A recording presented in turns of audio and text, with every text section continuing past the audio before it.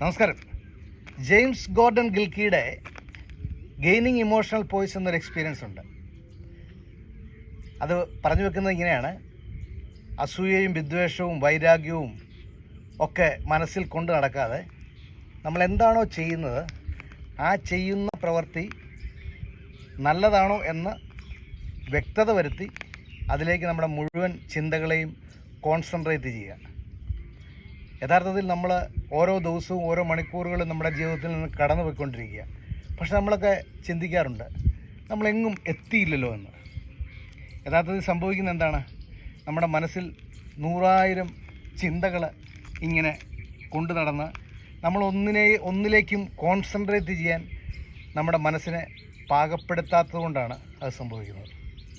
അപ്പോൾ എല്ലാവർക്കും നല്ലൊരു ദിവസം നേരുന്നു. ബൈ. മറക്കരുത്, health is wealth. Okay, see U.